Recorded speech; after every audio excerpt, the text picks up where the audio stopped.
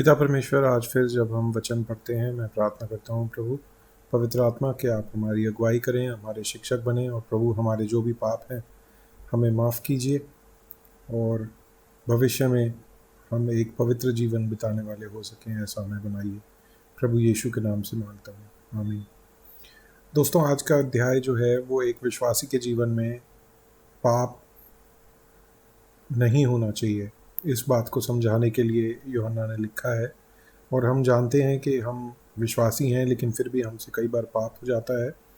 तो यूहन्ना यहाँ पे सिर्फ ये नहीं बोल रहा कि एक बार पाप करने से ये सिद्ध हो गया कि आप विश्वासी नहीं हो, पर वो ये कह रहा है कि विश्वास में आने से पहले जो आपका रिश्ता पाप के साथ था, अब वो रिश्ता वैसा नहीं होना चाहिए। आपके जीवन में पाप लगातार कम होना चाहिए और इसको हम डॉक्ट्रिनली सैंक्टिफिकेशन नाम देते हैं कि हम दिन प्रतिदिन परमेश्वर के स्वरूप में, प्रभु यीशु के स्वरूप में बदलते जाते हैं।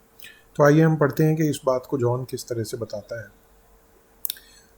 जॉन बोलता है, देखो पिता ने हमसे कैसा प्रेम किया है कि हम परमेश्वर की संतान कहलाएं, और हम हैं भी। इस कारण संसार हमें नहीं जानता, क्योंकि उसने उसे भी नहीं जाना। हे प्रियो, अब हम परमेश्वर की संतान हैं और अब तक यह प्रकट नहीं हुआ कि हम क्या कुछ होंगे। इतना जानते हैं कि जब प्रभु यीशु मसीह प्रकट होंगे तो हम भी उनके समान होंगे, क्योंकि हम उनको वैसा ही देखेंगे जैसे वे हैं।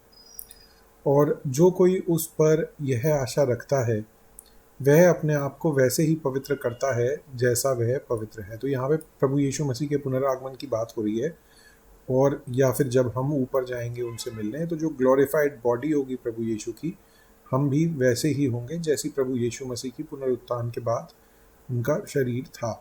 तो वो बोल रहे हैं कि उस दिन की तैयारी में अपने आप को पवित्र करो जैसे वो पवित्र है। जो कोई पाप करता है वह व्यवस्था का विरोध करता है, और पाप तो व्यवस्था का विरोध है। ये काफ़ी इम्पॉर्टेंट आयत है, क्योंकि यहाँ पे हमें देखने को मिलता है कि पाप की परिभाषा क्या है। हम ये सोचते हैं कि पाप की परिभाषा किसी का बुरा करना है, लेकिन वचन ऐसा नहीं बताता। वचन बताता है कि परमेश्वर की किसी भी आज्ञा को तोड़ना पाप है, यानी कि व्यवस्था का विरोध करना पाप है। इंग्लिश में लिखा है, sin is transgression of the law. इसीलिए जैसे 10 आज्ञाएं मिली, उनमें से एक आज्ञा थी कि तुम सबत के दिन को पवित्र जानकर उसमें काम ना करना। तो अगर कोई उस आज्ञा को तोड़ता है तो कोई व्यक्ति कह सकता है कि इससे किसी और का बुरा तो नहीं हो रहा ना, तो ये पाप कैसे हो गया। लेकिन क्योंकि पाप की परिभाषा वचन में ये है कि परमेश्वर की आज्ञा के विरुद्ध जाना, परमेश्वर की आज्ञा का विरोध करना, इसीलिए हमें पाप की परिभाषा हमेशा हमेशा ये याद रखनी है जो वचन में दी हुई है कि पाप है परमेश्वर की आज्ञा को ना मानना या उसे तोड़ना। तो तुम जानते हो कि यीशु मसीह इसलिए प्रकट हुआ कि पापों को हर ले जाए, और उसमें कोई पाप नहीं। जो कोई उसमें बना रहता है वह पाप नहीं करता।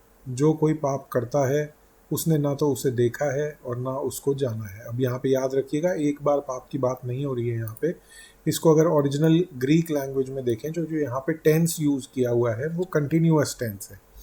और ओरिजिनल लैंग्वेज और टेंसेज में हम तब जाते हैं जब हमें कोई बात समझ नहीं आती, ठीक है ना। तो इसलिए यहाँ पे अब पाप तो हर विश्वासी से होता ही है, लेकिन फिर भी ये कोई एक्सक्यूज़ नहीं है, क्योंकि आगे भी हम पढ़ेंगे जॉन बड़ा क्लियर बता रहा है और वचन बहुत क्लियर है कि परमेश्वर की मर्जी हम विश्वासियों के लिए ये है कि हम पाप में ना बने रहें, पाप हमारे अंदर ना हो। प्रिय बालकों, किसी के भ्रमाने में मत आना। नहीं, हमने 6 भी पढ़ना है ना। जो कोई उसमें बना रहता है वह पाप नहीं करता। जो कोई पाप करता है उसने उसे ना तो देखा है ना उसको जाना है, ठीक है ना। तो वही, अगर एक बार पाप हो गया इसका मतलब ये नहीं कि आपने अपने आप को अविश्वासी सिद्ध किया, पर लगातार पाप नहीं। प्रिय बालकों, किसी के भ्रमाने में मत आना। जो धार्मिकता का काम करता है, यानी कि करता रहता है, वह उसके समान धर्मी है। और जो कोई पाप करता है वह शैतान की ओर से है, क्योंकि शैतान आरंभ ही से पाप करता आया है। और परमेश्वर का पुत्र इसलिए प्रकट हुआ कि शैतान के कामों को नाश करे। जो कोई परमेश्वर से जन्मा है वह पाप नहीं करता, क्योंकि उसका बीज उसमें रहता है, परमेश्वर का बीज उसमें रहता है, विश्वासी में। और वह पाप कर ही नहीं सकता, क्योंकि वह परमेश्वर से जन्मा है। दोबारा मैं आपको बार बार याद दिला रहा हूँ, यहाँ पे एक पाप की बात नहीं हो रही है, एक लाइफस्टाइल की बात हो रही है, कंटिन्यूअस। इसी से परमेश्वर की संतान और शैतान की संतान जाने जाते हैं। जो कोई धार्मिकता नहीं करता वह परमेश्वर से नहीं, और ना वह जो अपने भाई से प्रेम नहीं रखता। क्योंकि जो सुसमाचार तुमने आरंभ से सुना वह यह है कि हम एक दूसरे से प्रेम रखें। अब यहाँ पे प्रेम के बारे में जॉन बात करता है, और हम जानते हैं कि जॉन को अपोस्टल ऑफ लव भी बोला जाता था और जॉन द बिलवड भी बोला जाता था। और केन के समान ना बने, जो उस दुष्ट से था, यानी कि शैतान से था, जिसने अपने भाई की हत्या की। और उसकी हत्या किस कारण की? इसलिए कि उसके काम बुरे थे और उसके भाई के काम धार्मिक थे।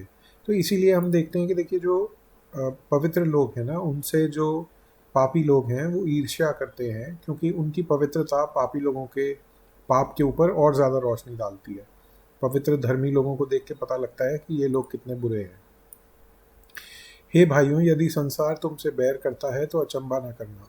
हम जानते हैं कि हम मृत्यु से पार होकर जीवन में पहुँचे हैं, क्योंकि हम भाइयों से प्रेम रखते हैं। जो प्रेम नहीं रखता वह मृत्यु की दशा में रहता है। अब एक बिलीवर होने का साइन ये भी है कि दूसरे विश्वासियों से हमें प्यार होता है। जो कोई अपने भाई से बैर रखता है वह हत्यारा है, और तुम जानते हो कि किसी हत्यारे में अनंत जीवन नहीं रहता। हमने प्रेम इसी से जाना कि उसने हमारे लिए अपने प्राण दे दिए, यानी कि प्रभु यीशु मसीह ने हमारे लिए अपने प्राण दे दिए। और उन्होंने कहा भी कि इससे बड़ा प्रेम कोई नहीं कि तुम अपने दोस्तों के लिए अपने प्राण दे दो, और हमें भी भाइयों के लिए प्राण देना चाहिए। तो यहाँ पे प्राण की तो बात हो गई, लेकिन वो दूर की बात है। जॉन उससे पहले एक और इम्पॉर्टेंट बात यहाँ पे अब आगे बोलेगा। पर जिस किसी के पास संसार की संपत्ति हो और वह अपने भाई को ज़रूरतों में देखकर उस पर तरस न खाना चाहे, तो उसमें परमेश्वर का प्रेम कैसे बना रह सकता है? हे मेरे प्रिय बालकों, हम वचन और जीभ से ही नहीं पर काम और सत्य के द्वारा भी प्रेम करें। अब देखिए, यहाँ पे इसका मतलब ये नहीं है कि हम अपना किसी और को अपना फ़ायदा उठाने दें, लेकिन ये है कि अगर किसी विश्वासी भाई को आप देख रहे हैं कि उसके जीवन में कोई ज़रूरत है और आपके पास इतने साधन हैं कि आप उन ज़रूरतों को पूरा कर सकते हैं, तो एक मसीह होने के नाते आपको उसकी मदद करनी चाहिए। क्या होता है, लोग मांगते डायरेक्ट नहीं है, वो ये बोलेंगे कि मेरे लिए इस विषय के लिए प्रार्थना करना, और जो सुनने वाला है, जो ज़रूरत पूरी कर सकता है, वो भी ये बोलता है कि हाँ जी, मैं प्रार्थना करूँगा। जब आप, अगर आपके बस में है उसकी उस प्रार्थना का उत्तर बनना, तो आप बनिए उसकी प्रार्थना का उत्तर। खाली ये बोलना कि मैं प्रार्थना करूँगा, ये वो बात हो गई कि वचन और जीभ से आप प्रेम कर रहे हो, लेकिन सच में आप प्रेम नहीं कर रहे। ठीक है ना? तो ये एक गंभीर और महत्वपूर्ण बात है। इसी से हम जानेंगे कि हम सत्य के हैं, और जिस बात में हमारा मन हमें दोष देगा, उस विषय में हम उसके सामने अपने मन को आश्वस्त कर सकेंगे, क्योंकि परमेश्वर हमारे मन से बड़ा है और सब कुछ जानता है। हे प्रियो, यदि हमारा मन हमें दोष न दे, तो हमें परमेश्वर के सामने साहस होता है। तो एक क्लीन कॉन्शियंस रख के हमें परमेश्वर के सामने चलना है अपने जीवन में, और जो कुछ हम मांगते हैं वह हमें उससे मिलता है, क्योंकि हम उसकी आज्ञा को मानते हैं, और जो उसे भाता है वही करते हैं। तो जो व्यक्ति उसकी आज्ञाओं को मान रहा है और जो परमेश्वर को भाता है वही कर रहा है, तो वो जब मांगेगा भी तो वो परमेश्वर की मर्जी के अनुसार ही मांगेगा, और ऐसे व्यक्ति को परमेश्वर वो चीज़ देते भी हैं।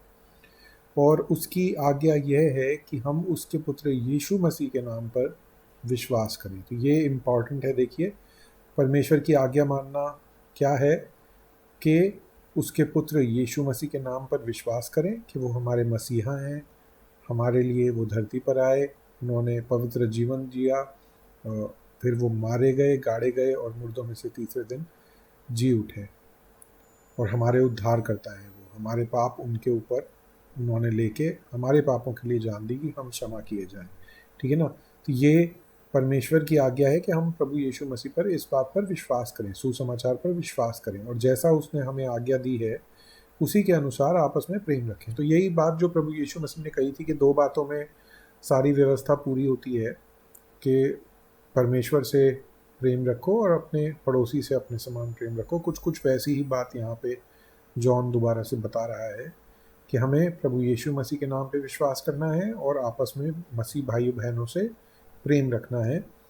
इसमें परमेश्वर की आज्ञा पूरी होती है, और जो परमेश्वर की आज्ञाओं को मानता है वह उसमें, यानी कि परमेश्वर में, और परमेश्वर उनमें बने रहते हैं। यानी कि एक जो फेलोशिप है बिलीवर्स की परमेश्वर के साथ, वो बनी रहती है आज्ञा मानने से। और आज्ञा से मतलब यही जो 23वीं आयत में दिया हुआ है।